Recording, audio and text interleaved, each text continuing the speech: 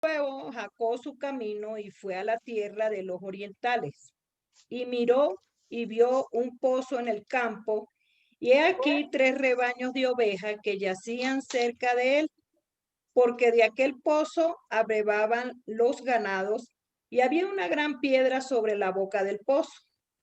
Y juntaban allí todos los rebaños, y revolvían la piedra de la boca del pozo, y abrevaban las ovejas, y volvían la piedra sobre la boca del pozo a su lugar.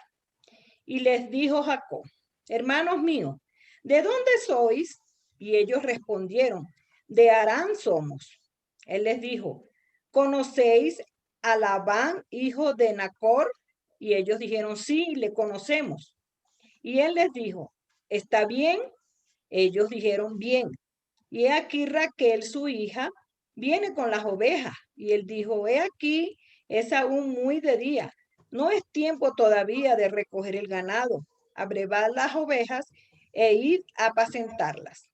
Y ellos respondieron: no podemos hasta que se junten todos los rebaños y remuevan las piedras de la boca del pozo, para que abrevemos las ovejas.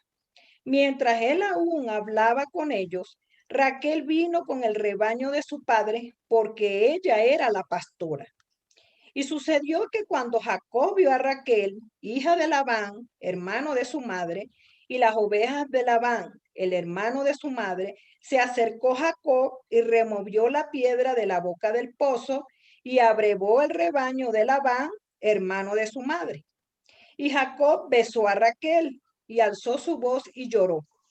Y Jacob dijo a Raquel que él era hermano de su padre y que era hijo de Rebeca. Y ella corrió y dio las nuevas a su padre. Así que oyó Labán las nuevas de Jacob, hijo de su hermana, corrió a recibirlo y lo abrazó, lo besó y lo trajo a su casa. Y él contó a Labán todas estas cosas. Y Labán le dijo: ciertamente hueso mío y carne mía eres. Y estuvo con él durante un mes. Entonces dijo Labán a Jacob: por ser tú mi hermano, ¿me servirías de balde? Dime cuál será tu salario. Y Labán tenía 2 hijas. El nombre de la mayor era Lea y el nombre de la menor Raquel. Y los ojos de Lea eran delicados, pero Raquel era de lindo semblante y de hermoso parecer. Y Jacob amó a Raquel y dijo: yo te serviré 7 años por Raquel, tu hija menor. Y Labán respondió: mejor es que te la dé a ti y no que la dé a otro hombre. Quédate conmigo. Así sirvió Jacob por Raquel 7 años y le parecieron como pocos días porque la amaba. Entonces dijo Jacob a Labán: dame mi mujer, porque mi tiempo se ha cumplido para unirme a ella. Entonces Labán juntó a todos los varones de aquel lugar e hizo banquete. Y sucedió que a la noche tomó a Lea su hija y se la trajo, y él se llegó a ella. Y dio Labán su sierva Silpa a su hija Lea por criada. Venida la mañana, he aquí que era Lea, y Jacob dijo a Labán: ¿qué es esto que me has hecho? ¿No te he servido por Raquel? ¿Por qué pues me has engañado?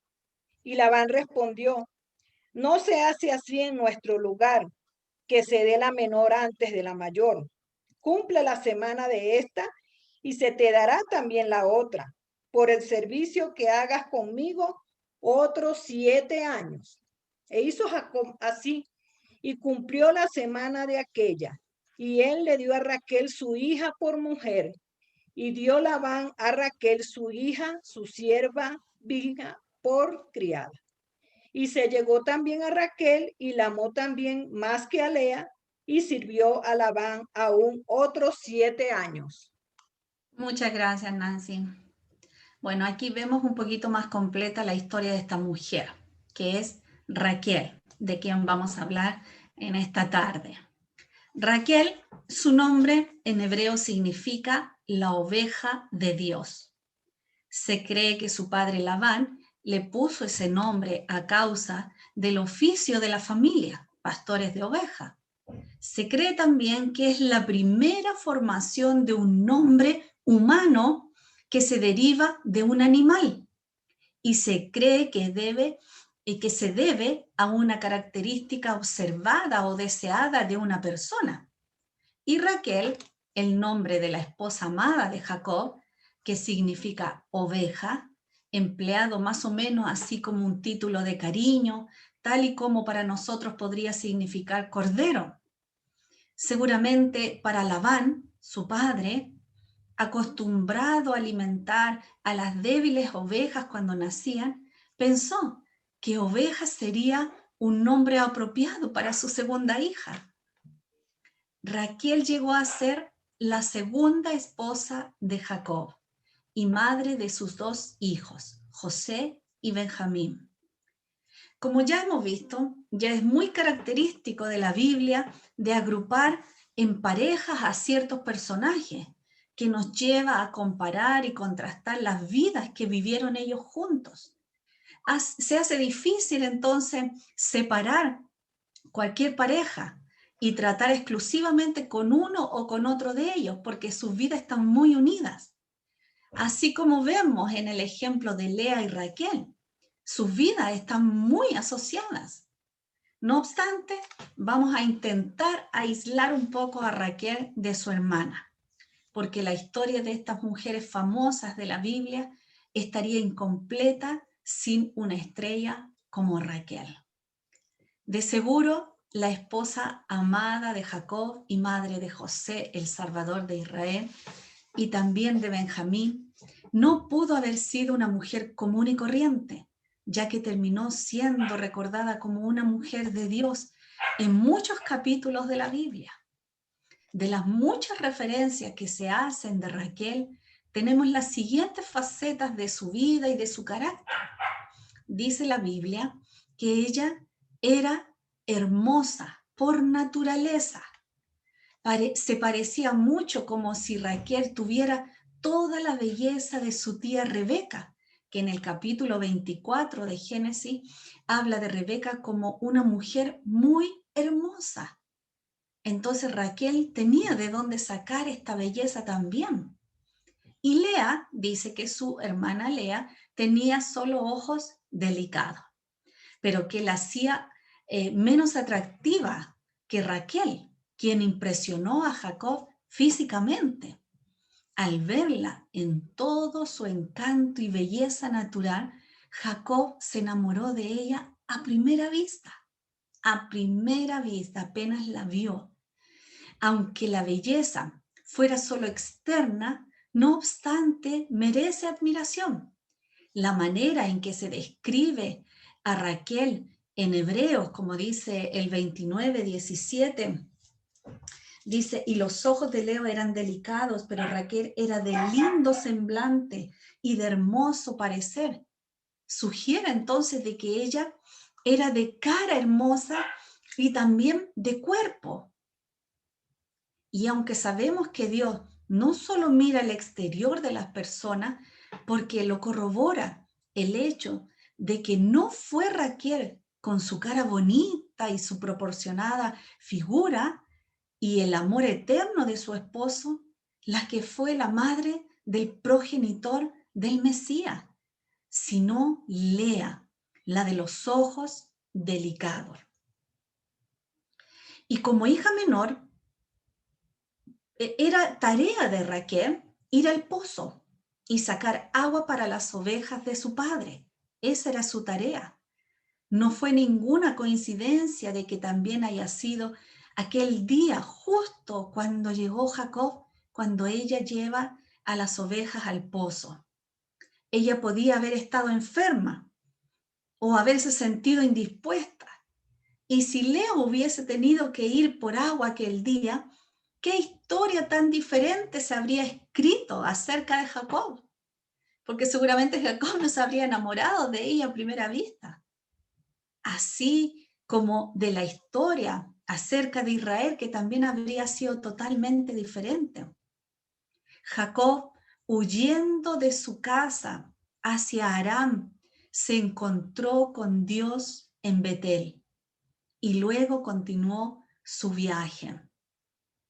La frase implica que Jacob tuvo una rapidez, se apresuró con alegría mientras continuaba su viaje después de aquel maravilloso encuentro con Dios y con la promesa divina en el corazón que Dios le dijo: yo estaré contigo, te protegeré donde quiera que vayas. Génesis 28:15 dice eso.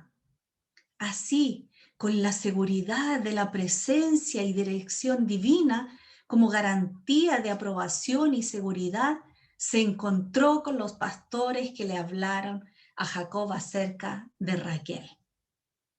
Nombre que hechizaría el corazón para el resto de su vida. Aquel encuentro entre Jacob y Raquel fue de Dios y fue su providencia la que dispuso la primera mirada de cada uno junto al pozo.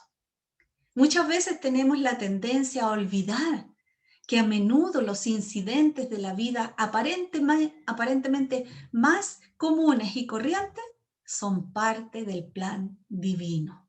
Así son, porque Dios lo estipuló así. Y nuestros pasos, cuando son ordenados por el Señor, nos llevan a grandes cosas.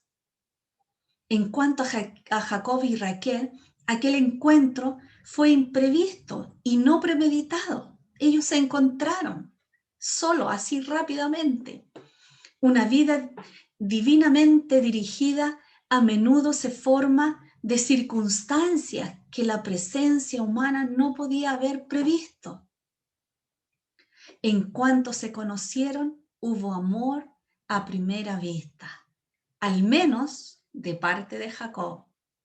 La figura y hermoso rostro de su prima lo hechizaron y él besó a Raquel y rompió en llanto, lo más seguro que de alegría por haber encontrado a sus parientes. Como era su prima, nada le impedía a Jacob besar la mano de Raquel o la cara, porque no dice a dónde la besó, pero la besó. Según la costumbre que tenían en el Oriente, era que se le podía besar a un pariente cercano. Probablemente las lágrimas de Jacob que derramó eran de gratitud a Dios por llevarle hasta los parientes de su madre. Y también lágrimas de gozo, porque el instinto le dijo a él que la bella señorita que había besado sería a lo mejor su esposa. Jacob quitó la piedra del pozo, de la boca del pozo, ayudó a Raquel, como todo un caballero, a dar de beber al rebaño. Le contó su historia y la emocionada Raquel lo llevó a casa donde le dieron la bienvenida con mucha hospitalidad. Llama nuestra atención el hecho interesante de que el encuentro de Jacob y Raquel es el primer cortejo en la Biblia que nace de una relación de primos. En otras palabras, con raíces de una amistad previa. Porque antes de todo esto, los matrimonios ya estaban listos, se casaban y listos, sin conocerse muchos de ellos. Pero aquí no, comienza un cortejo. Y lo vamos a ver. Jacob, poeta por naturaleza, se deslumbró él por la belleza de Raquel. Declaró un profundo amor antes del matrimonio. Y aquí hay una idea para reflexionar para nosotras, para las jóvenes, para las que se quieren casar. En estos días en que los jóvenes se les dice por distintos canales de que las experiencias prematrimoniales con la famosa prueba de amor está bien, que sirven para probar si están hechos el uno para el otro. Pero no, Jacob iba a demostrar que la prueba típica del amor es la espera que tuvo que esperar él muchos años antes de que el verdadero amor de su vida, a quien amaba desde que la vio por primera vez, se convirtiera en su esposa. Dice que primero eran 7 años, después fueron 7 más. Raquel fue amada profundamente. se nos dice específicamente que Jacob se había enamorado de Raquel y que los 7 años que sirvió a Labán a cambio de su hija, dice como él estaba tan enamorado de ella que le pareció poco tiempo. 7 años y le pareció poco tiempo. ¡Wow! ¡Cuánto amor debe haber tenido este hombre en ese momento! Incluso después de descubrir que Labán lo había engañado y le había dado a Lea en vez de Raquel, Jacob le sirvió por 7 años más, porque él la amó mucho más que a Lea. 29:30 dice eso. Y se llegó también a Raquel y la amó también más que a Lea, y sirvió a Labán aún otros 7 años. Ya siendo su esposa, a la semana siguiente de haberse casado con Lea, se casa también con Raquel, y ya casado con ellos, le da 7 años más de trabajo a su suegro Labán. Desde la primera vez que Jacob vio a Raquel, se enamoró de ella, y ella fue la esposa que escogió.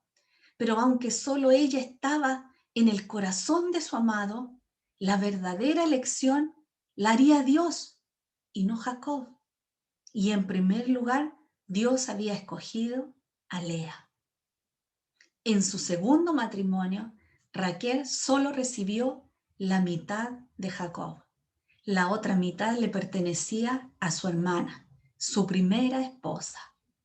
Aunque puede que Lea haya tenido las llaves de la casa de Jacob, Raquel tenía las llaves de su corazón. Lea parece haber influido sobre su buen juicio y Raquel nunca dejó de tener su amor. Lea le dio a Jacob 6 hijos robustos. Raquel fue la madre solo de 2, porque él quería más, pero Jacob quería más a los hijos de Raquel que a los de Lea. Jacob sobresale entre los amantes de la Biblia por el amor verdadero, romántico y duradero que profesó sobre Raquel. Pero aquí viene lo interesante de Raquel, mis amadas hermanas. No se nos dice si ese amor tan ardiente y profundo era recíproco. La Biblia no hace ninguna referencia al amor de Raquel por Jacob. Solo se habla del amor de él hacia Raquel. Ella aparece como un personaje un tanto tranquilo, de bajo perfil. No tenemos ningún registro de que haya sentido algún tipo de sufrimiento o de protesta que haya hecho cuando descubrió cómo Lea ocupaba el primer lugar en la vida de Jacob. Nos gustaría creer que el amor de Raquel hacia Jacob fue tan romántico como el que él sentía hacia ella, y que también ella le pareció pocos años que tuvo que esperar por él porque amaba a Jacob. No nos dice nada la Biblia con respecto a eso. Pero ella fue cruelmente también engañada, sin duda, por su padre. El engaño perpetrado por Labán contra Jacob, Lea y Raquel añade nuevos tonos al registro de esto. Labán engañó astutamente a Jacob para que se casara con la mayor y menos hermosa hermana de Raquel.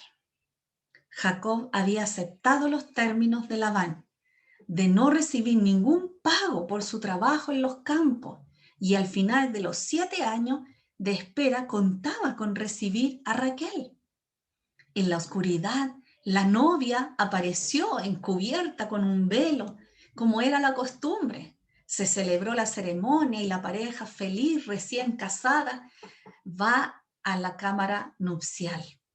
Pero a la luz de la mañana, Jacob descubre el engaño de Labán. Engaño del que Lea tiene que haber participado y aceptado seguramente también.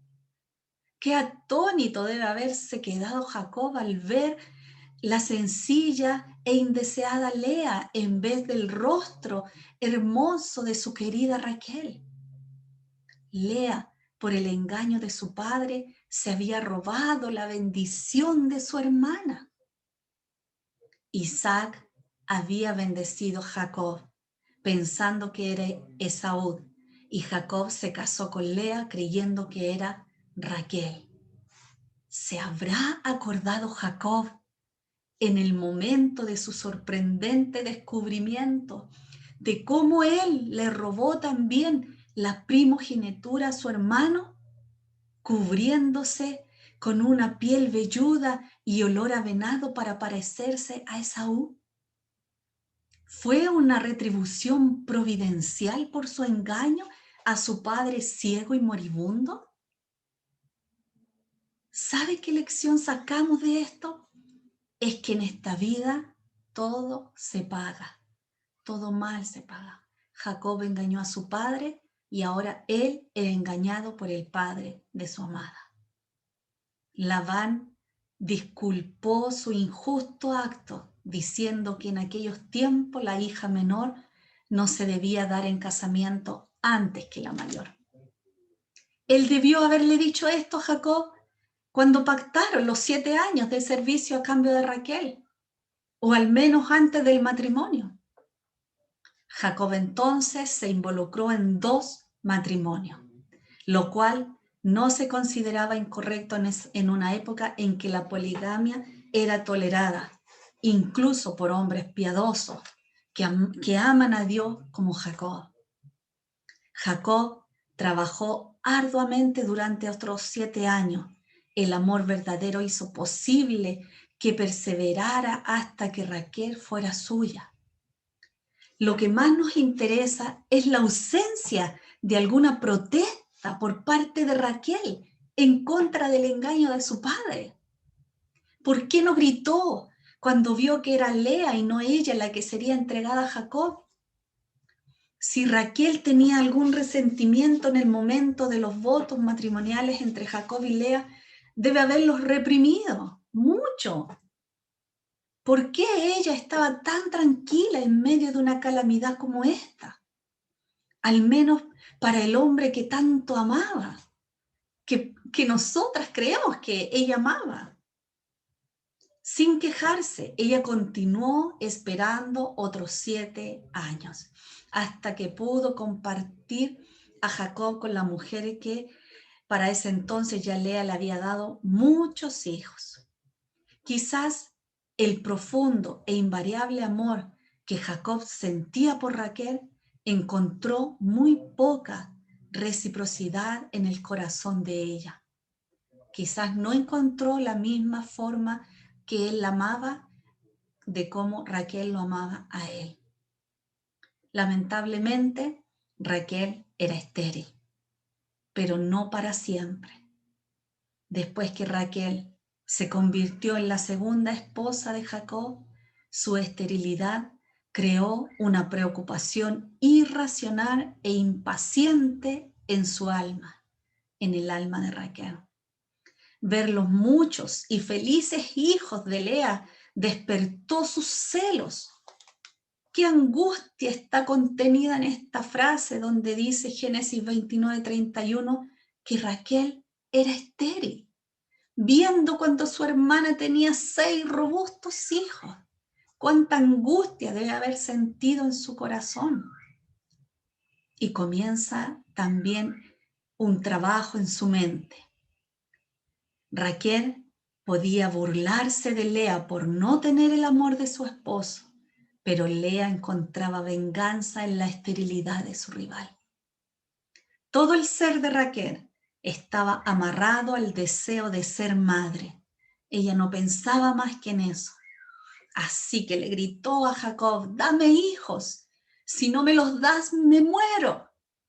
31 dice eso. «Dame hijos, si no me los das me muero». Qué impotencia debió sentir Raquel al no cumplir su mayor deseo de ser madre. Aquí a ella vemos que era su amor, más su amor por ser madre que amar a Jacob. Esto nos da una muestra de que el amor no era tan grande de parte de ella hacia Jacob. Raquel debía haberle gritado a lo mejor a Dios en vez de Jacob, quien se enojó con ella. Jacob se enojó con ella por pedirle algo imposible, porque no estaba en las manos de Jacob darle hijo a ella o no. Verdaderamente él sentía por Raquel un amor verdadero y tierno, y la indignación a causa de ella de haber sido fuente de amargura para Jacob, al exigirle algo que Jacob no podía darle. Él debió haber pensado en la amargura de la desilusión de Raquel y tranquilamente le hizo notar el impedimento de la providencia, que era Dios quien no le daba hijos. Pero el Señor no se olvidó de la pobre y estéril Raquel, pues se acordó de ella, dice que Dios se acordó de ella y le quitó la esterilidad. Capítulo 30, versículo 22 al 24 está eso. Ella le dio a luz un hijo, quitándose así su desgracia.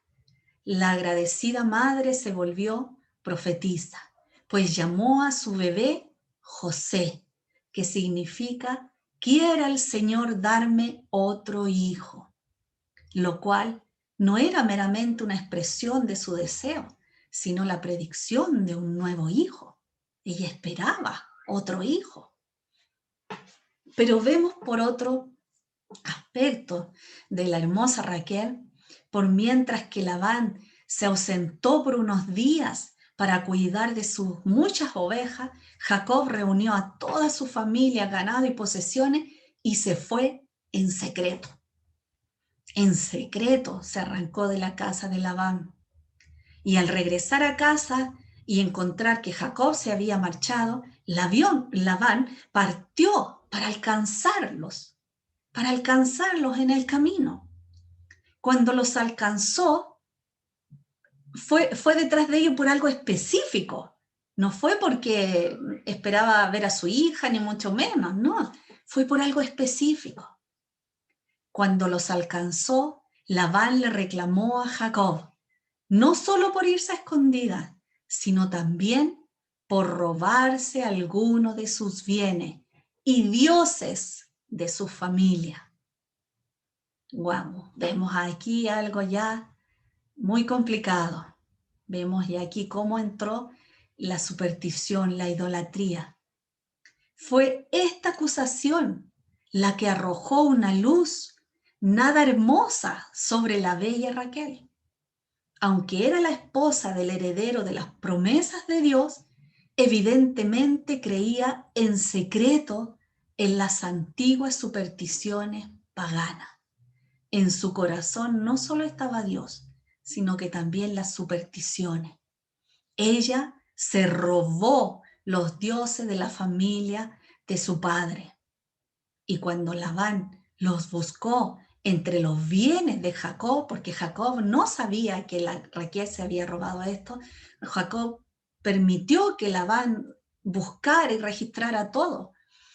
Pero cuando Labán estaba buscándolo, ella se había sentado encima de ellos para esconderlos. Se había escondido ella los ídolos. Al esconder hábilmente las pequeñas imágenes con forma humanas que se usaban para la adivinación y que tenían un significado religioso para ellos, para la familia supersticiosa de Raquel, de parte de su padre. Raquel aquí manifestó algo del carácter engañador de su padre. Su padre engañó a Jacob y ella también engaña a su padre. Engaños por todos lados. Pero no fue sino hasta que Jacob llegó a la memorable Betel. Fue que Raquel entregó aquellos ídolos donde Jacob los enterró bajo el roble de Siquem. Esas deidades inanimadas del tamaño de una muñeca en miniatura eran consideradas como evidencia indispensable de los derechos y privilegios de propiedad de una familia. De ahí la pregunta de Labán: ¿por qué me robaste mis dioses? 31:30.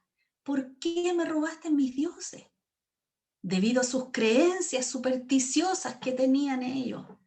Posiblemente Raquel robó los dioses para garantizar para ella un viaje próspero. Esas reliquias de su viejo hogar garantizarían, según ella, la completa continuidad de la buena suerte. La confianza de Jacob, su amado, estaba puesta en el gran Dios que estaba en el tope de la escalera con ángeles ascendiendo y descendiendo por ella. Pero Raquel quería dioses más modestos que ella pudiera ver y tocar.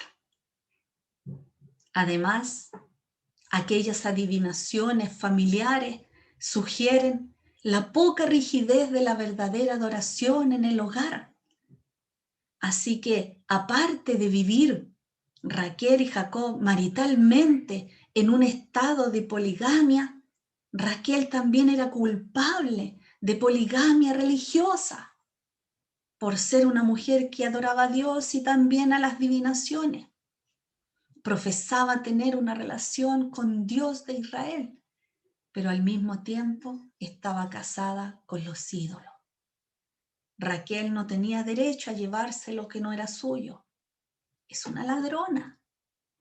Si ella hubiese sabido que aquellas imágenes robadas se convertirían en una terrible trampa para la familia de Jacob, quizás a lo mejor no las hubiese tomado, pero las tomó.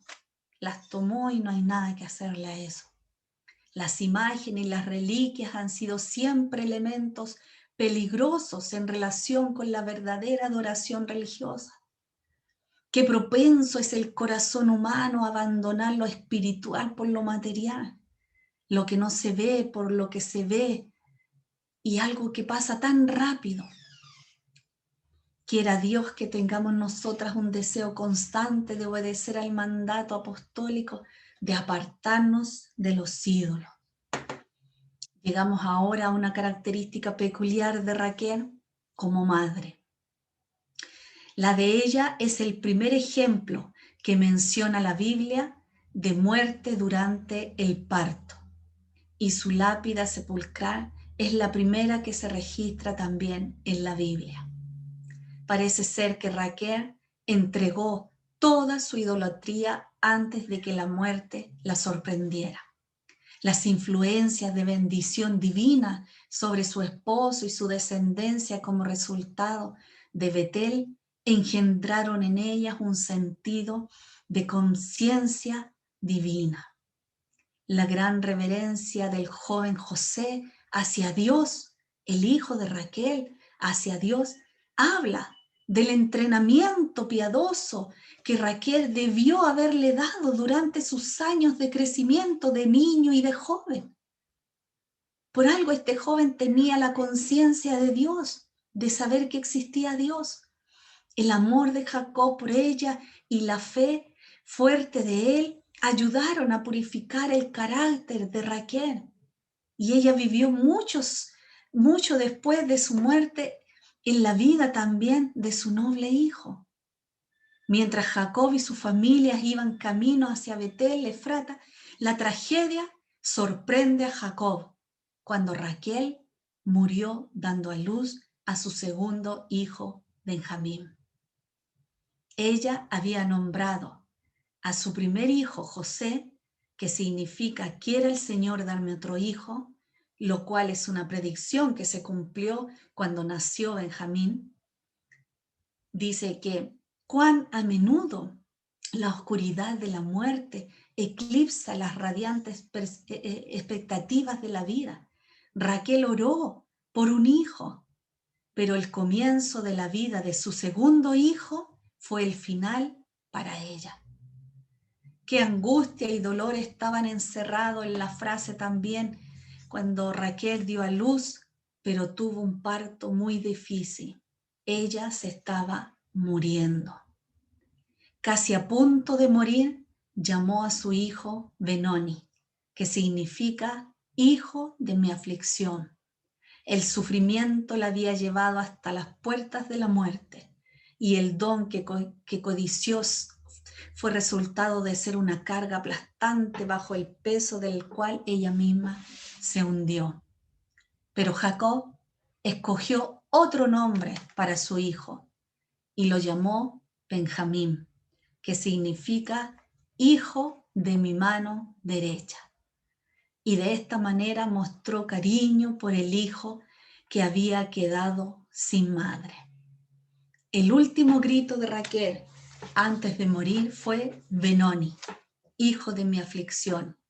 Y es en el espíritu de Benoni que la Biblia representa, en el espíritu de Benoni que la Biblia presenta a Raquel. Y él la había amado desde el principio y siempre. Con el corazón destrozado, Jacob enterró a Raquel en el camino a Belén y levantó un monumento sobre la tumba.